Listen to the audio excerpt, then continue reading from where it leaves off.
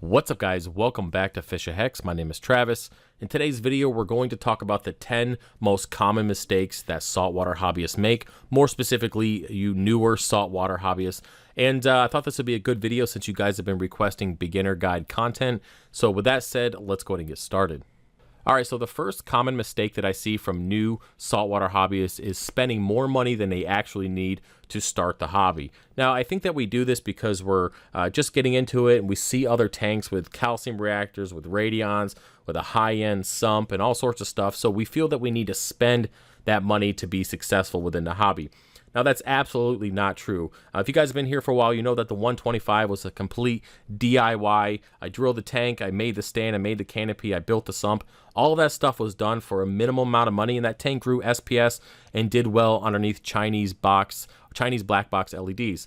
Now, you come over here to 300, it's a totally different ball game because I progressed in the beginning from having that tank being very basic, spending minimal money because I wasn't quite sure if I liked, the bigger tank and really liked being into coral that much. And then once I figured out that I did, I went ahead and spent, of course, more money on the new system that I have now. So what I recommend you do is just get the basic equipment that you need to be successful.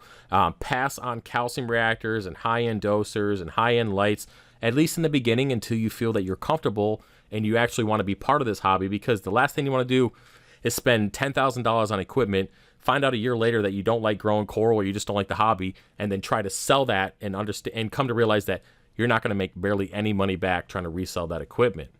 All right, moving on to our second common mistake, and it is along the lines of our first one, but it's buying really, really cheap equipment and having it fail early on and getting a bad experience. Now, when it comes to buying cheaper equipment, there is a fine line between cheap and functional and cheap and straight garbage. And I realized this not because I went out and bought anything in particular, but because I get emails from people saying, hey, check out this new light fixture I found on Amazon. It's a 48-inch LED fixture and it claims to grow SPS and it's only $30. And then, of course, the picture has acropora growth and all sorts of stuff, gimmicky crap. And then you come to look at the light and be, hey, man, I'll be lucky if that thing even grows soft corals and not burns your freaking house down. So I would say if you're going to buy something cheap on Amazon, there's a couple things that you should do first. For one, if it has no reviews, don't buy it. If it does have reviews, look at those reviews closely and then also Google search that product and see if you can see it on any other tanks within the hobby and see what kind of success you have.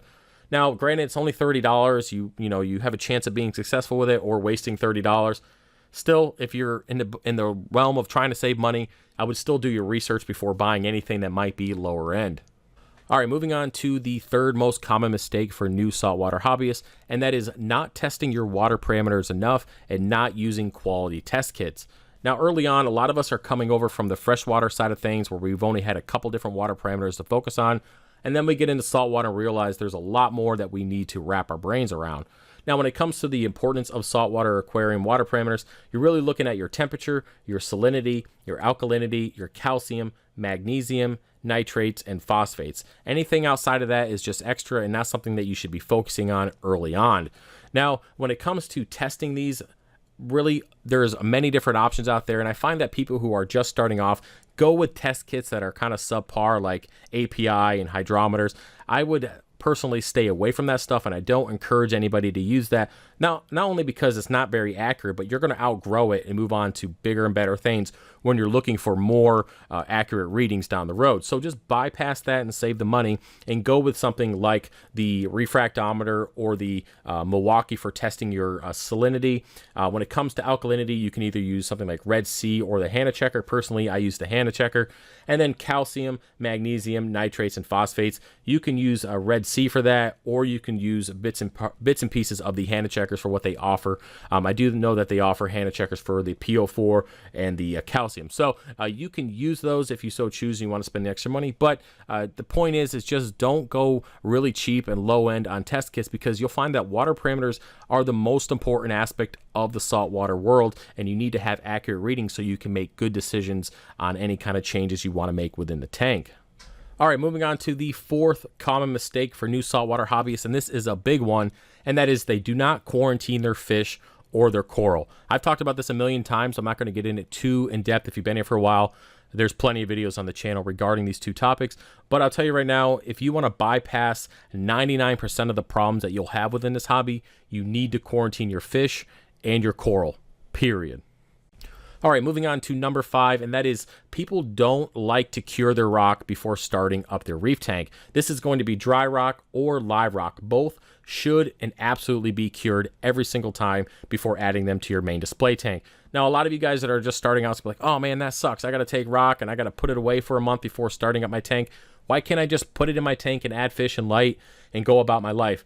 No one's saying that you can't do that, but the chances of success are limited when you make mistakes like that. There's a lot of people that have gotten away with just adding rock and fish and started adding light and feeding and all had a great time and never had a problem. But the majority of people will add the rock to their tank. They will add fish early on when the biological filtration is not very good on the rock and within the rock. And then they start feeding and then they get excess nutrients. Those nutrients will plummet and they will raise up and they will be all over the place, not stable. And then they will add coral eventually, and then that coral will die because of those fluctuations. It's not worth it. On top of that, you can also get a ton of algae, which is ugly and disgusting and very discouraging. So I recommend that anybody and everybody cure their rock. If you don't have a place to put it, like a tub, and you just want to put it in your tank, go ahead and do that, but don't add any fish and don't add any light for at least a month or so. You want to be testing your ammonia and your nitrites and your nitrates, and that way when you just have nitrates on your test kit, you know that it's cycled and you have a pretty decent amount of bacteria, and you can start adding light and even adding fish. So it is something that a lot of us have to learn the hard way, and unfortunately there's so much bad information out there that people continue to make this mistake, and then I get the emails asking how the heck they can fix the problem. So cure your rock, just like quarantine your fish. Cure it and you will avoid a lot more problems than what you will have if you didn't. All right, moving on to our next common mistake for new saltwater hobbyists. It is kind of like our 5th, and that is not waiting for the tank to be completely cycled before adding fish and coral. Now, this is a pretty big deal, and I get this all the time in email asking, hey, why is my fish dying? Why are my coral dying? I just set up my tank about a week ago. What's going on? Well, basically, you didn't wait for the beneficial bacteria to populate in the tank and on the rock and within the rock before adding a bioload that it wasn't ready to support. Now, it's pretty simple. You're going to cycle the tank by adding an ammonia source. You can either dose that directly, or you can add something like a piece of shrimp, or you can add flake food every single day to the tank. What's going to happen is that's going to break down to ammonia. Then a bacteria is going to come along and break the ammonia down to nitrites. And then another bacteria will come along and break down the nitrites to nitrates. Now, the tank is completely cycled when you have testing 0 ammonia, 0 nitrites, and you're only getting nitrates on your test kit. Now, nitrates will eventually be removed through water changes or growing macroalgae, but the point is it's not cycled until that process is complete and you're only getting nitrates on your test kit. At that point, you can add your fish and your coral, but you need to go slow so you don't get spikes while that beneficial bacteria adjusts to the new bioload and you don't have any issues in getting ammonia spikes and killing off fish. All right, moving on to our 7th most common mistake for new saltwater hobbyists, and that is overfeeding our fish and causing issues with our tanks. Now, it's just like freshwater. Our fish are always at the tank. They're always hungry. They're always looking for food. If you've ever owned a baby Oscar on a freshwater tank, you know exactly what I'm talking about. It's the same thing over here with tangs and clownfish and stuff like that. They're always at the edge of the tank looking for food, looking for something. And the problem is if you always give into that urge, they're always going to the bathroom and adding nutrients to your tank. Now, depending on your setup, you might be able to control that and take care of the excess nutrients, but get in the habit of just feeding once or twice a day. Some people like to feed before they go to work in the morning and feed before they go to bed. That's fine. Just feed in moderation where you're not going to have nutrient spikes or any issues that will cause algae down the road. Now, another thing that I find with tangs is if you're always feeding them, that's what they expect every time you come by the tank. And in my situation, I only feed them once because if I go by the tank and I don't feed them, they've already kind of bunched up together, and then they start kicking each other's asses and fighting and tail slapping and just doing a bunch of damage and breaking corals and all sorts of stuff because they're pissed off because they didn't get any food. That might just be my tank, and that's the experience that I have. So I just feed them once in the morning before noon, and then that's it for the day. Now, it is okay to take a couple days off. If you're going to be gone for the weekend, you don't need to feed your fish every day. They're not going to starve. I just wouldn't go a week or 2 weeks without feeding them. That's a little bit of an extreme. But 3 or 4 days, it's not going to kill them.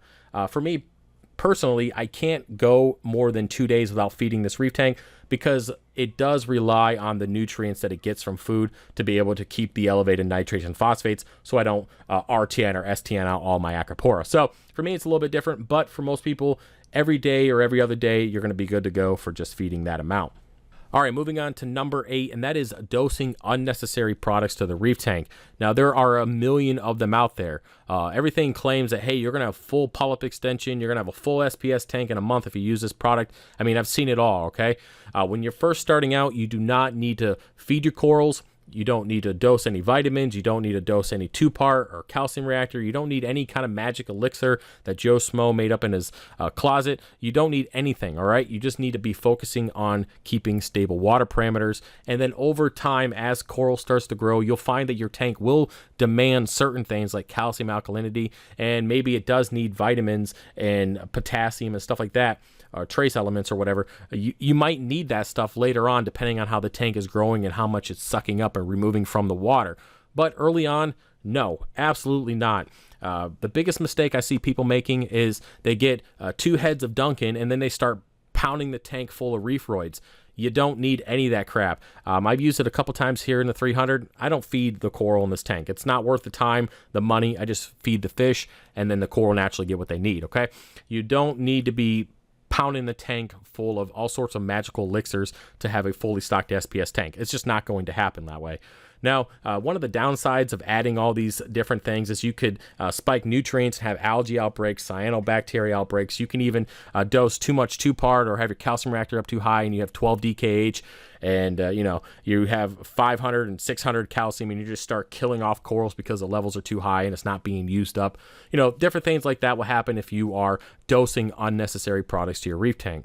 All right, moving on to the 9th common mistake for new saltwater hobbyists, and that is having really, really high expectations for success, regardless of what anybody says to you. Now, I've had people come to me and say, hey, I'm going to have a fully stocked Acropora reef tank, and it's going to happen within the year. Guarantee. I'm new to the hobby. I got all the money in the world, and I'm kind of paraphrasing here. I have all the money in the world, and I'm going to buy the best of the best of the best, and I'm going to be successful, and no one's going to stop me. Just to come to find out 6 months later, they bypassed a lot of the basic stuff and the foundational stuff, and they failed.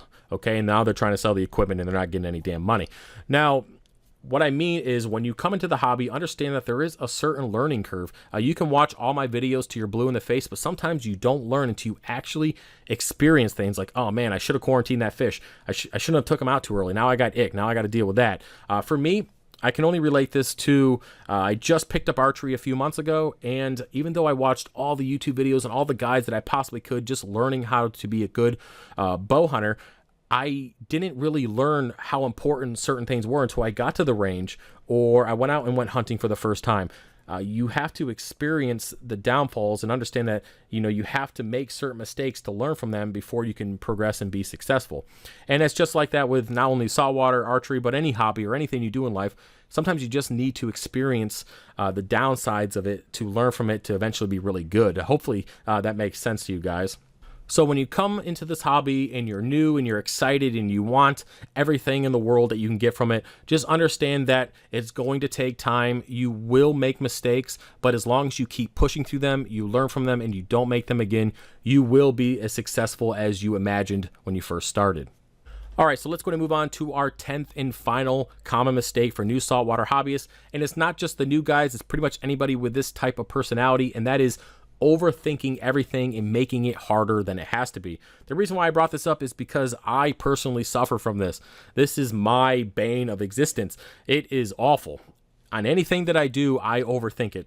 That's why I go to therapy, right? I mean, that's a whole other story. But either way, it's one of those things that a lot of people suffer from within the hobby because I've seen it constantly. There's a guy that will send me an email. I mean, an freaking mail with everything in his mother in that email, and just you can tell that his brain is just spinning, trying to figure out how to be perfect at this, and hasn't even got his freaking hands wet yet. So you got to understand that it's a little bit of a problem. And if you have this type of personality and you are an overthinker, there is light at the end of the tunnel. I promise you on that. The best thing that I can compare it to is, like I said, I just started archery, a new hobby, and I went out like a lot of you guys, maybe watching this video, just trying to learn as much information as I possibly can so I can be successful. Now, when I went to the range, I tried to take all that information and do it all at once and tried to be successful, and it didn't work out. The reason is because I didn't start with the basics, with the foundation. And that's something I stress in all my videos in the beginner guide, is you need to focus on the basics. So when I went back to the range the second time, I decided, hey, I'm going to focus on where my feet are, and I'm going to be consistent on where my feet are. And then I'm going to work my way up, and I'm going to be focused on where my anchor points are and being consistent with my anchor points.